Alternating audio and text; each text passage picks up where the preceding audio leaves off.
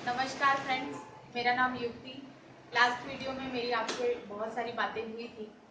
आज उन्हीं बातों को मैं आगे बढ़ाना चाहती हूँ जो हमने रिटायरमेंट के लिए बात की थी कि हमारे यहाँ हम रिटायरमेंट की प्लानिंग ही नहीं करते।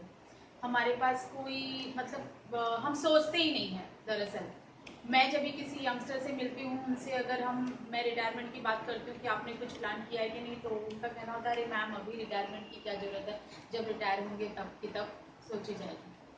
तो हमारे यहाँ पर ये कॉन्सेप्ट ही नहीं है रिटायरमेंट वाला कि रिटायरमेंट के लिए भी कुछ सोचना है और सेविंग्स हमें शुरू करनी है।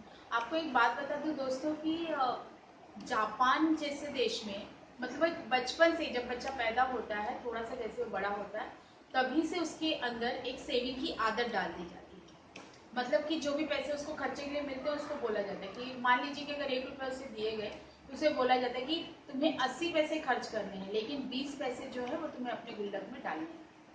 जैसे हम बच्चों को बचपन से नहाने की, ब्रश करने की आदत डालते हैं कि उठने के बाद सवेरे उठते ही आपको सबसे पहले ब्रश करना है, स्नान करना है, पूजा ध्यान करना है, उसके बाद अपनी दिनचर्या पर आगे बढ़ना है, वैसे वहाँ पर बच्चों को सेविंग की आदत डालनी चाहिए। हम हमारे यहाँ ये आदत बच्चों में नहीं डालते, तो इसलिए हमारे यहाँ ये आदत है ही नहीं। लेकिन आज लॉकडाउन में जो परिस्थिति हमारे सामने आई, जिसको हमने काफ़ी लोगों ने बहुत ही बुरी तरह से झेला है, उससे लोगों की आंखें खुली हैं। लोगों को लग रहा है कि नहीं भाई, सेविंग करना बहुत ज़्यादा जरूरी है। तो मैं आज आपको ना सेविंग के एक नियम बताने वाली हूँ, रूल बताती हूँ कि सेविंग के एक्चुअल रूल क्या होते हैं, क्या नियम होता है।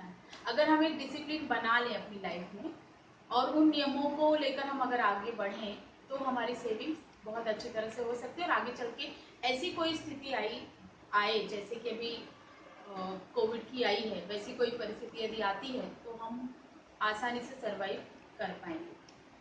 तो सबसे पहला जो नियम होता है सेविंग्स का, वो ये होता है कि आपकी जो मंथली इनकम होती है उसका 30% अमाउंट आपको आपके बेसिक खर्चे के लिए रखना है। यानी कि आपके घर के खर्चे के लिए, घर में जो भी खर्च होता है नॉर्मल, उस खर्चे के लिए, यानी कि 30% अमाउंट आपको आपके बेसिक खर्च के लिए निकाल लेना जरूरी है। उसके बाद अगला जो होता है वो होता है 30% अमाउंट आपकी EMI का।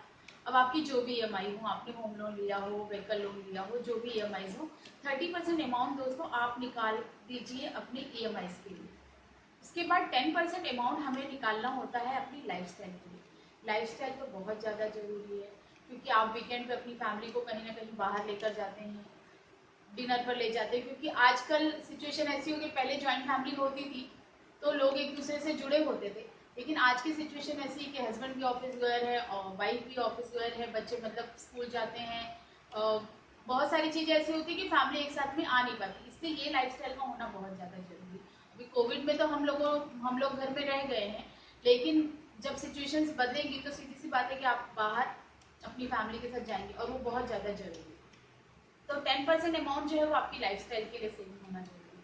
अब बचे आपके दोस्तों 30% अमाउंट, उसको आपको कंपलसरी सेविंग्स करना है। 30% को हाथ ही मत लगाइए किसी भी खर्च के लिए। उसमें भी दो कंडीशंस हैं। 15% अमाउंट आपको आपके शॉर्ट टर्म गोल्स के लिए सेव करना है, और 15% अमाउंट आपको आपकी रिटायरमेंट लाइफ के लिए, यानी कि लॉन्ग टर्म के लिए सेव करना है।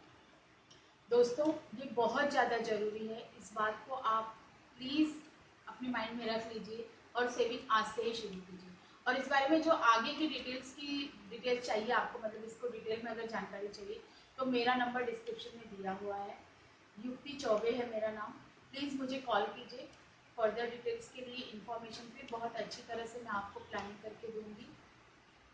Thank you so much friends. मेरे वीडियो को प्लीज़ लाइक कीजिए, शेयर कीजिए, सब्सक्राइब कीजिए और बेल आइकॉन जरूर दबाइए ताकि अगले वीडियो की नोटिफिकेशन आप तक पहुंचे।